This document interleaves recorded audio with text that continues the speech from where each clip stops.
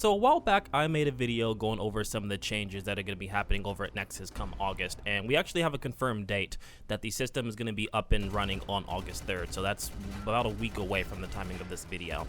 So if you want to go check out that video, I'll leave a link in the description down below, as well as I think it's called a pin something in the video where you see a little exclamation point on the right hand side. You can click on that and you go ahead and check out the video, then come back to this one, as this video is going to kind of expand upon that and also go over some of the new news that's been released. I'll also be trying to add timestamps to this video, so you can go ahead and skip over to something that you're really interested in. Let me know if those timestamps don't work, as I will keep track of that and make sure that they're updated properly. So the first part that I want to talk about is the new changes and updates to the billing system, as well as the premium price tag. The biggest changes happening with the billing system is they're no longer offering a lifetime membership to regular users, instead only opting in to go for a monthly and a yearly price tag. Thankfully though, they're going to grandfather anyone who has a lifetime membership currently at the time of this video. So if you plan on using the Nexus for the long term, I highly advise you go over and purchase a lifetime membership now, so that way that your membership is grandfathered in and you don't have to worry about the price increase. I'm going to try and do my best to get a lifetime membership because I pay on a monthly basis, but I think as I create more content and I kind of dive into more mods, obviously not only for Cyberpunk, Fallout 4, and Skyrim, but for other games that come out into the future, I think I want to have a lifetime membership, so I'm definitely going to try and invest in that as quickly as possible. Along with the removal of the lifetime membership, there's also going to be a price increase of the monthly and the yearly membership. This is going to go from £3 to £5 or $4 to $7, and the yearly is going to be around £25 to £50 and from $34 to $70. And this really isn't surprising due to the increase of server costs and inflation, so be aware that there is going to be a price increase by the time of your next subscription. So if you haven't already decided if you're going to continue to use the Nexus, I would highly advise you go purchase a lifetime subscription, as the current price you're paying right now is equivalent to a lifetime membership, and it will also benefit you a lot in the long run. So just a bit of advice on that. And so while it's not too surprising given the implementation of the collection system and the need for more server cost upgrades, this doesn't surprise me that they're increasing the price, also for inflation reasons and things like that. It's been about 8 years that they claim that they have not increased their pricing on the site, so it was a matter of time that that's happening, and I think now for them is as good a time as any to implement the price increase in order to uphold the server cost and keep the site running, as it were. So again, if you have a lifetime membership, you're good to go. You don't have to worry about any of the price increases. If you're a monthly or a yearly member and you are going to be using Nexus for a while, I would highly recommend before August 3rd that you purchase a yearly membership, so that way you don't have to worry about any of the price increases. I'm going to be doing the same, as I plan on creating content not only with Vortex but with Wabbajack and things like that, so it's in my best benefit to go ahead and just pay the one-time fee and just get it out the way. And the last part of this video before I give my overall thoughts on the situation at hand is that a lot of mod authors over on the Fallout 4 side have started deleting or hiding their mods, and we actually have an ongoing list that's being updated to which mods are no longer available or hidden or are hosted on another website. And some of these mods are actually pretty big. I'm going to go over a few of them as I go down the list, but I'll have the full list in the description down below. It is a Google Docs list that's currently being updated. I don't think more people have access to edit it, so you can only really just view it, but we'll kind of go over some of the mods here that I've actually used in the past that are being hidden right now or have a alternate site to which you have to go and visit. So one of the mods that I've noticed that have been hidden and taken away from the Nexus and actually on a different site now is two mods that I've used quite a bit, and they are the Keep Radiance in the Commonwealth and the Optimized Vanilla Textures. I like these mods. They're pretty simple in what they do, and I use them a lot whenever I do reinstall Fallout 4 and play a couple of games and stuff like that, or a couple of quests, or when I used to do videos. Just because they're very useful, especially the optimized vanilla textures. This is really good for performance issues if you don't have a strong computer.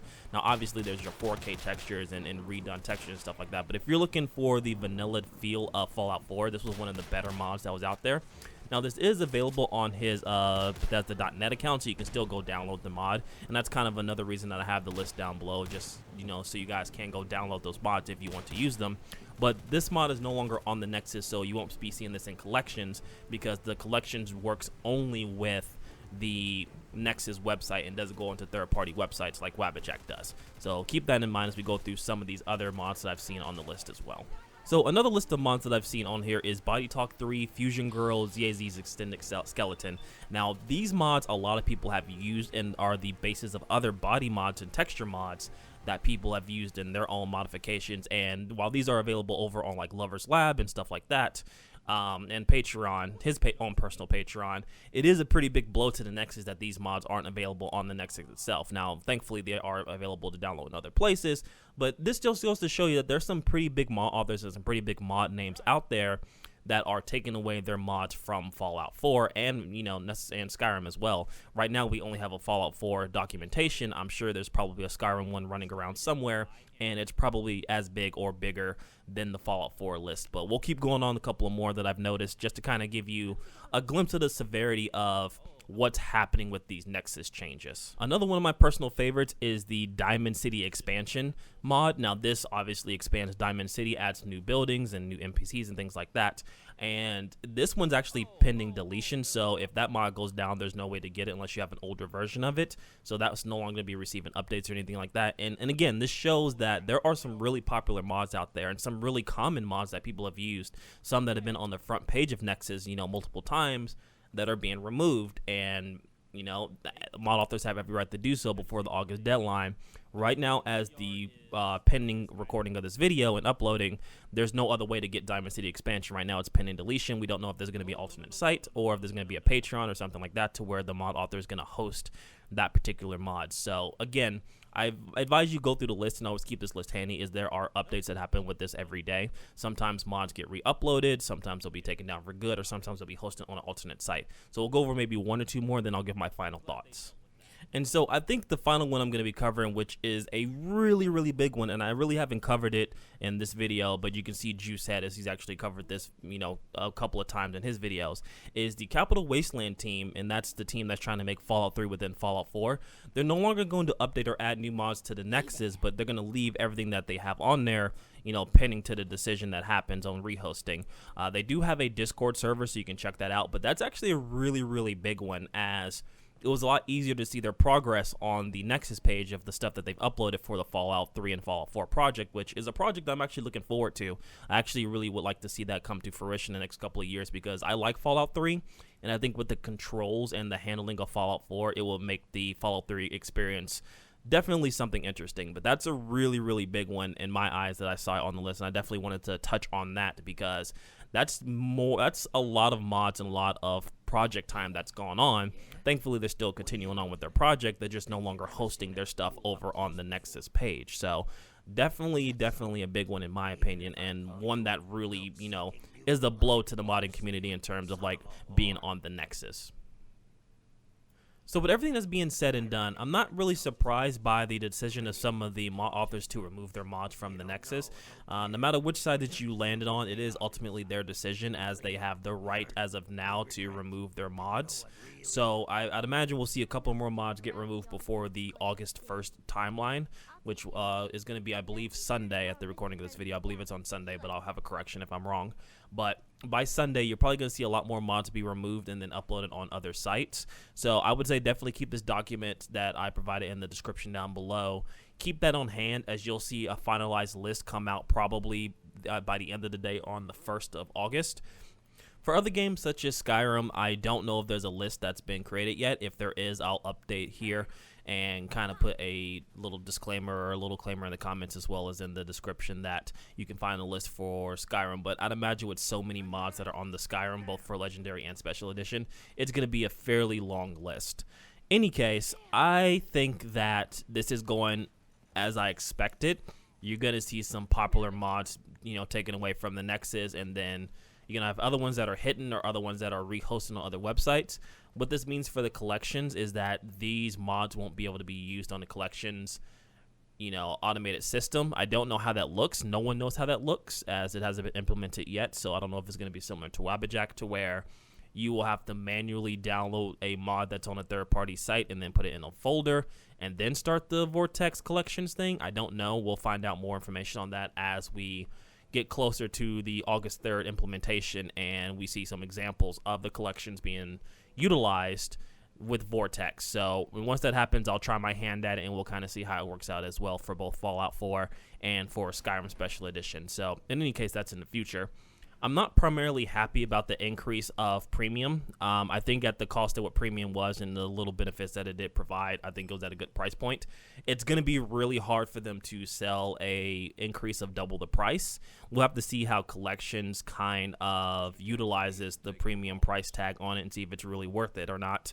But I understand it from a business standpoint, and I know with the increase of inflation and things like that, you have to make money somewhere, right? Nexus has to pay the bills just like everywhere else. They have to pay for server cost and hosting cost and things like that. And with them doubling the price, they're potentially doubling the income, right? And they're also kind of covering the price of people who are not going to renew their premium subscription due to the feedback and due to the backlash of some of the things that have happened with the announcement. And now with the increase of the premium pricing, they got to cover their costs somewhere. So not particularly happy about that, but it is what it is.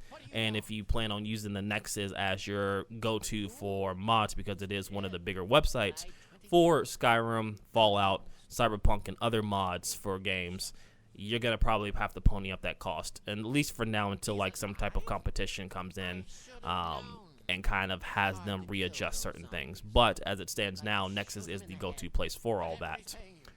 I think once the dust is settled, I think ultimately these will be good changes. I think it will be a positive thing for the modding community, but it's going to be a rough road until we get to that positive point. I imagine we're not going to see some of the positive stuff happen until 2022. These next couple of months are going to be rough, especially with the changes and the feedback and the backlash that's going to happen. You're going to have a lot of people speak out against it.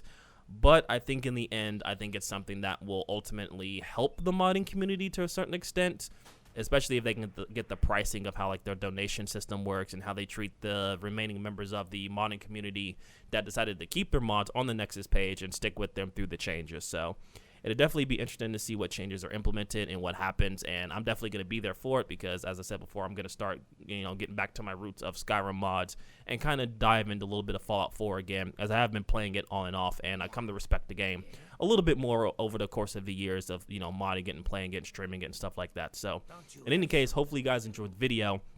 Everything that I've talked about today will be in the description down below, and if you have any questions, I'll try my best to answer them. Let me know what you guys think of the video, and if you can, like the video, hit the subscribe button and bell notification icon.